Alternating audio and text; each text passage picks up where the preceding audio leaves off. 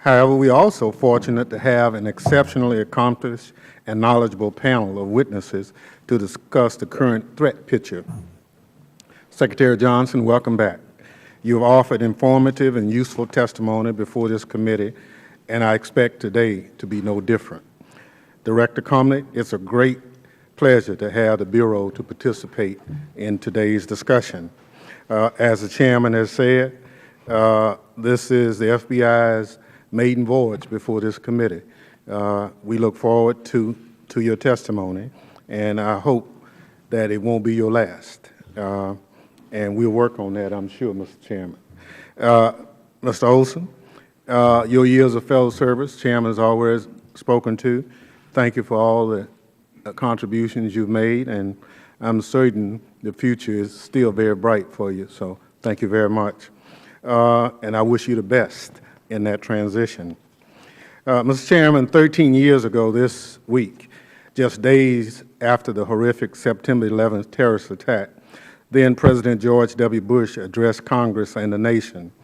In his address, President Bush stated, "Our war on terror begins with al-Qaeda, and it will not end until every terrorist group of global reach has been found, stopped, and defeated." 13 years later, there have been some successes, particularly against core al-Qaeda, but as we know, not all terrorist groups have been found, stopped, and defeated.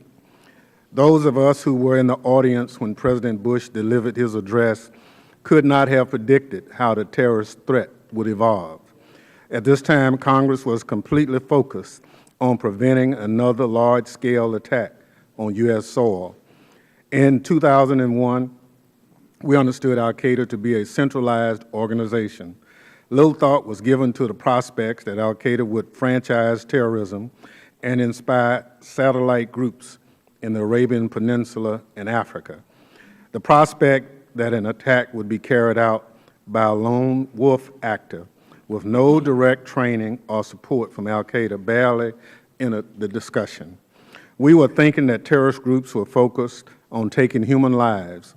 We did not predict that in the decade after September 11th, state actors or terrorist groups would try to devastate our economy and steal valuable intellectual property by targeting our cyber infrastructure. Finally, we could not have imagined that on the eve of the 13th anniversary of 9/11, another American president would come before the American people to make the case for defeating and destroying a terrorist organization. Indeed, the threat from the Islamic State of Iraq and Lebanon is legitimate and warrants attention. That said, the situation on the ground in Syria is fluid and complex. Defeating and destroying ISIL is no easy task. I cannot stress enough the need for vigilance and care, particularly should we decide to partner with individuals on the Syria to try and defeat ISIL. In addition to our efforts abroad, we need to remain vigilant and improve preparedness and resilience at home. Last month's arrest of Don Morgan illustrates my long-standing view that we must reject specific ethnic or religious profiles of would-be terrorists. Violent extremism has no race, ethnicity, religion, or culture, and there is no single profile or pathway for individuals who come to embrace violent extremism.